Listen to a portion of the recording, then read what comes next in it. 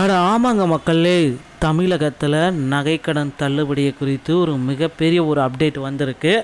தங்க நகை கடன் வாங்கியவர்களுக்கு ஒரு பெரிய ஷாக் நியூஸ் வந்திருக்கு. என்னன்றதை பற்றி எல்லாமே இந்த ஒரு வீடியோவில் உங்களுக்கு கிளியராக சொல்ல போகிறேன். ஸோ வீடியோவை ஸ்கிப் பண்ணாமல் பாருங்கள், அப்போ தான் நான் என்ன சொல்ல வரேன் அப்படின்றது உங்களுக்கு புரியும். தமிழகத்தில் நகைக்கடன் தள்ளுபடி பண்ண போகிறாங்க. ஸோ என்றிலிருந்து இந்த நகைக்கடன் தள்ளுபடி வரும், யாருக்கெல்லாம் இந்த நகைக்கடன் தள்ளுபடி வரும், 5 சவரன் வர்த்திக்கு இந்த நகைக்கடன் தள்ளுபடி பண்ண போகிறாங்க. இதற்கான பட்டியல் விட்டுட்டாங்களாம். ஸோ நகைக்கடன் வாங்கியவர்களுக்கு ஒரு மாபெரும் அறிவிப்பை அரசு தரப்புலேருந்து இந்த எலெக்ஷன் தேர்தல் காரணமாக வெளியிட போகிறாங்க. 5 சவரனுக்குள்ளாமல் நீங்கள் நகைக்கடன் பெற்றிருந்தீங்க அப்படின்னா அதற்கு முழுமையாக ஒரு சில 8 வங்கிகளில் தள்ளுபடியை கொடுக்கலாம் அப்படின்ற மாதிரி முடிவுகள் எடுக்கப்பட்டிருக்கு மக்களே. அதனால் கவலையே பட வேண்டாம், ஹாப்பியாக இருங்க. நகைக்கடன் எவ்வளோ வேணாலும் வாங்கிக்கோங்க. அதுவும் இந்த ஜனவரி 31 முன்னாடி வாங்கிக்கிற மாதிரி வச்சுக்கோங்க மக்களே. இதுதான் இப்போ இருக்கிற ரொம்ப ஒரு முக்கியமான அந்த ஒரு தருணம். ஸோ நகைக்கடன் தள்ளுபடியில் இது ரொம்ப பயனுள்ளதாக இருக்குங்க. ஸோ நகைக்கடன் வாங்கியவர்களுக்கு ஒரு பெரும் ஷாக். என்ன அப்படி, நீங்கள் தங்க நகைக்கடன் வாங்க போகிறீர்களா அல்லது ஏற்கனவே நகைக்கடன் வாங்கியுள்ளீர்களா அப்படி என்றால் இதை நீங்கள் நிச்சயமாக தெரிந்து கொள்ள வேண்டும். தங்க நகை வாங்குவது இப்பொழுது முன்பை விட அதிகமாக விழிப்புடன் இருக்க வேண்டும் அப்படின்றத குறிப்பாகவே சொல்கிறாங்க.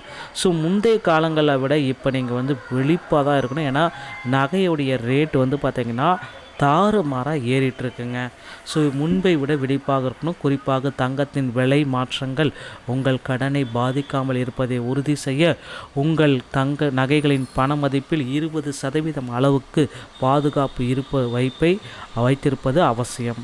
தற்போதைய சந்தை நிலவரங்களை கருத்தில் கொண்டு முழு கடன் வரம்பையும் பயன்படுத்தாதது ஆபத்தானது என்று நிபுணர்கள் எச்சரிக்கின்றனர். பொதுவாக வங்கிகள் அல்லது நிதி நிறுவனங்கள் தங்கத்தின் மதிப்பில் 75% வரை கடன் வழங்குகின்றன. இது கடன் மதிப்பு LTV என்று அழைக்கப்படுகிறது. நுகர்வோர் தங்களுக்கு கிடைக்கும் முழு அதிகபட்ச வரம்பையும் எடுக்காமல் குறிப்பிட்ட தொகையை இருப்பு வைக்கிறது நல்லது. எதிர்காலத்தில் தங்கத்தின் விலை குறைந்தாலும் இது உங்கள் கடன் பாதுகாப்பாக இருப்பதை உறுதி செய்யும்.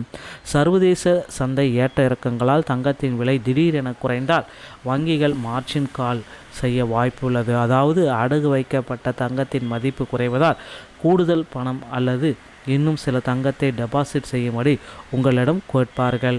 நீங்கள் முன்பே 20% குறைவாக கடன் வாங்கினால் இது போன்ற சிக்கல்களை தவிர்க்க முடியும்.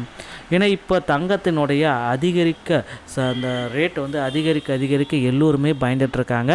ரிசர்வ் வங்கியின் புதிய விதிமுறைகளின்படி தங்க நகை கடன் வழங்குவதில் வெளிப்படைத்தன்மை அதிகரித்துள்ளது. கடன் வழங்கும் நிறுவனங்கள் தங்கத்தின் தூய்மையை கணக்கிடும் பொழுது கடுமையான தரநிலைகளை பின்பற்ற வேண்டும். ஜனவரி 2026 முதல் நடைமுறைக்கு வரும் இந்த வழிகாட்டுதல்கள் அனைத்துமே பின்பற்றணும் அப்படின்னு சொல்கிறாங்க. ஸோ கண்டிப்பாக தங்க நகை கடன்களை 5 கிராம்குள் அடகு வைத்திருந்தால் 100% உங்களுக்கு தள்ளுபடி கிடைக்க போகுது மக்களே. இது உங்களுக்கு உண்டான தள்ளுபடி. ஸோ வரக்கூடிய தேர்தலை முன்னிட்டு அதிமுக ஆட்சிக்கு வந்தாலும் சரி, திமுக ஆட்சிக்கு வந்தாலும் சரி, கூட்டுறவு வங்கிகள் மற்றும் நேஷ்னலைஸ்டு பொது வங்கிகள் 8 வங்கிகளில் இந்த தள்ளுபடியை அரசு அறிவிக்க போகிறாங்க. இதற்கான அப்டேட்டு விரைவில் நாம் எதிர்பார்க்கலாம். நண்பர்களே, இந்த தகவல்கள் உங்களுக்கு ரொம்ப பயனுள்ளதாக இருக்கும் அப்படின்னு நினைக்கிறேன். வீடியோ பிடிச்சிருந்தால் நீங்கள் நம்முடைய சேனலை சப்ஸ்கிரைப் அண்ட் பெல்லை கிளிக் பண்ணி வச்சுக்கோங்க. மீண்டும் ஒரு நல்ல தகவலோடு நான் உங்களை சந்திக்கிறேன். நன்றி, வணக்கம்.